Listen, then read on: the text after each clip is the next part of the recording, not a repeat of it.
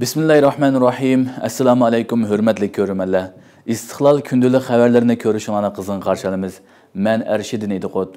Tövəndə vətənimiz Şərqi Türkistan və dünya gün tərtibiga əlaqədar mühim xəbərlərini huzurunuza sunumuz. Qani diqqətinizlər ekranımızda bolsun. Xitoy 1 yilda Şərqi Türkistanda 47 yangi kon ochgan. Xitoy yaqinqi yillardan beri Şərqi Türkistanning boyligini bulang-talang qilishni alohida kuchaytgan bo'lib, 2024-yili 1 yil ichida yangidan 47 atalmish yeshil konni ko'paytgan.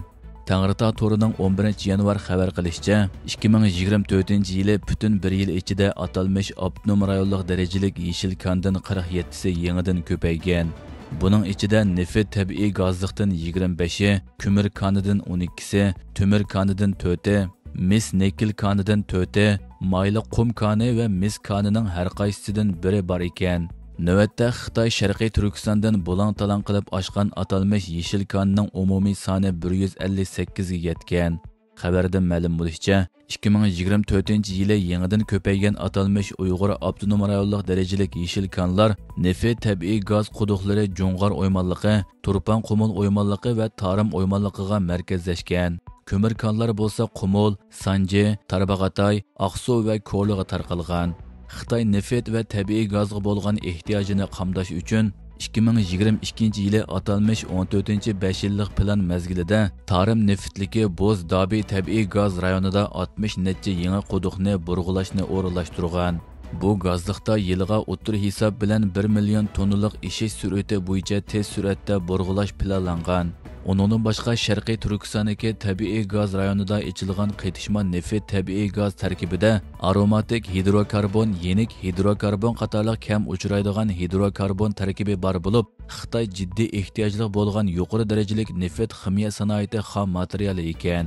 Kuzatuvchilar Xitoyning Sharqiy Turkistondan chiqqan tabiiy boyliqlarni butunlay o'z ehtiyojini qondirishga ishlatayotganligini, haqiqiy egalari bo'lgan yerli xalqning bo'lsa to'liq bahonalar bilan majburiy emgakka sinayotganligini, yaqinqi mezgillarda bulang-talang qilishni taxmo kuchaytirayotganligini, boyliqning asli egisi bo'lgan Sharqiy Turkiston xalqi nomrodlik ichida kun o'tkazayotganligini bildirishmoqda.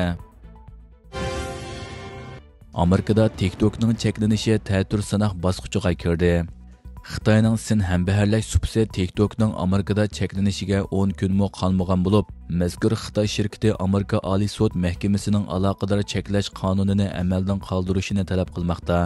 Sydney atiganlik xabarlarining xabar qilishicha, Amerika Oliy sud mahkamasi qonun bo'yicha Xitoyning Sin hambaharlash supsi TikTokning ana shirkati haqida qaror chiqargan bo'lib, qarorda ByteDance shirkatidan 19-yanvargacha TikTokning Amerikadagi igidorlik huquqidan voz kechishini talab qilgan.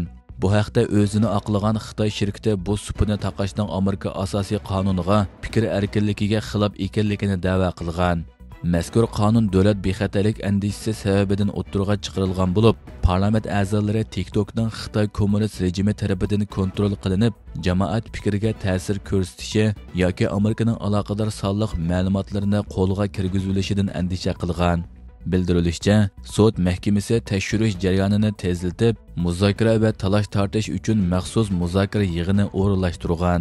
Amerikaliklarni raqib davlatlarning kontrolligidagi app detallarining ziyonkashligidan qo'g'dash qonuni deb atalgan bu qonun TikTokni cheklash muddati to'shqandan keyin davomli tijorat qilishga yo'l qo'yuvchilarga, to'r mulozimati bilan ta'minlovchilarga qattiq jazo berishi mumkin degan. TikTokning oqlag'uvchilardan tashkillangan qonun guruhi bu qonunning so'z erkinligiga mislsiz cheklama qo'yishining ifodasi ekanligini da'vo qilgan. Hukumatning aloqador bayonida bo'lsa, bu qonunning abonentlarning mazmunlarini boshqarishni emas, balki chet elning ta'sirini kontrol qilishni nishon qilganligini ta'kidlagan.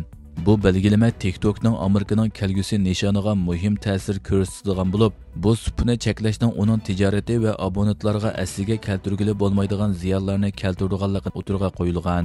Navbatda bir qism davlatlarning TikTok app detali butunlay yoki qisman cheklangan bo'lib, mazkur supdan Xitoyning Sharqiy Turkistondagi irqiy qirg'inchilik jinoyatini fosh qiladigan mazmunlarning o'chirilishi, faoliyatchilarning hisoblarining taqib etilishi qatorli qilmishlar kuchli norozilik qo'zg'ab kelmoqda.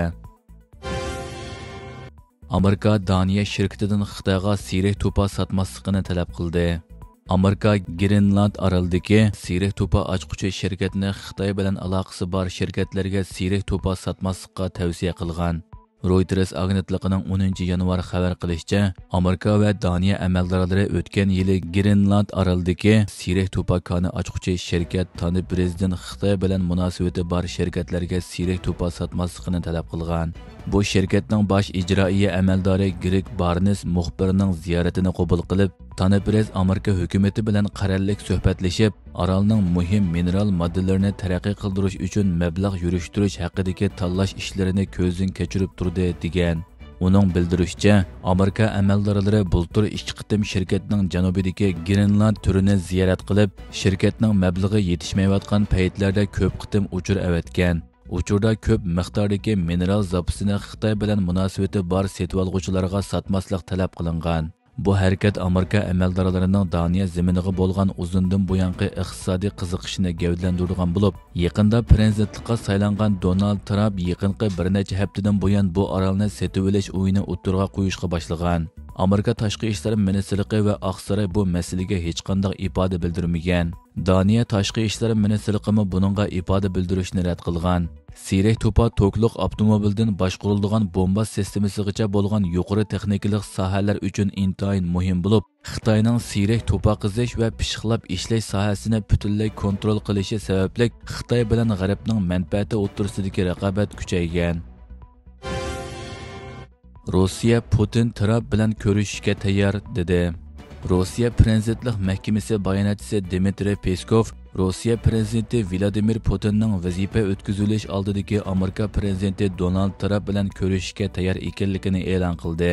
Peskov poytaxt Moskvada muxbirlarning kun tartibidagi masalalarga doir savollariga javob berib, Putin Trump uchrashishi uchun hech qanday shart qo'yilmasdan dialog orqali navbatdagi masalalarning hal qilinishi kerakligini ta'kidladi. Va 20 yanvarda Trump vazifa o'tashni boshlagandan keyin ko'rishish tafsilotlarining bekitilganligini bildirdi. U yana Bayden hukumatining Ukrainaga yangi bexatarlik yordami ta'minlash qarorini tanqidladi. Hamas asirlarni qaytarib olish uchun kelishim tuzish shart dedi. Falastin Islomiy qarshilik ko'rsatish harakati Hamas Isroiliyaning o'z asirlarini faqat almashtirish kelishimi tuzish orqali qaytarib oladiganligini bildirdi. Turkiya Ovoz radiosining xabarida qayd qilinishicha, Hamas siyosiy byurosi a'zosi Usama Hamdan Aljeriyada o'tkazilgan muxbirlarni kutib olish yig'inida Isroiliya bilan ilib beriladigan asir almashtirish kelishimining belgili qoidalari bor. Bu qoidalar bo'yicha Isroiliya asirlarini oladi. Bizmo asirlarimizni olamiz, ammo kelishim tuzilmagan taqdirda ular asirlarini hayot holatda qaytarib olmaydi degan. U yana Isroiliya bosh ministri Benyamin Netanyahuning muvaffaqiyat obrazi yaratish uchun asirlarning taqdiri bilan o'ynashayotganligini, qo'yib berilishini xohlamaydiganligini, hatto ularning o'lishini orzu qildiganligini bildirgan. Hamdan Isroiliyaning ishg'oliyat planlarining Falastin xalqidan halqib, butun rayonga xavf yetkazayotganligi to'g'risida ogohlantirib, har qanday sal qarash faqat Falastin xalqiga emas, balki sal qarg'uchi xalqlarga ham salbiy ta'sir ko'rsatadi degan. Navbatda Isroiliya bosh ministri Benyamin Netanyahu Isroiliya va xalqaro jamiyatning nazarida siyosiy sabablar tufaylidan Hamas bilan asir almashtirish kelishimi tuzmaslik bilan ayblanmoqda. Hurmatli ko'ruvchilar, bugungi xabarimiz mushu yerda oyoqlashdi. Ko'rganingizga rahmat. Ertadagi programmada ko'rishguncha omon bo'lgaysizlar. Allohga omonat.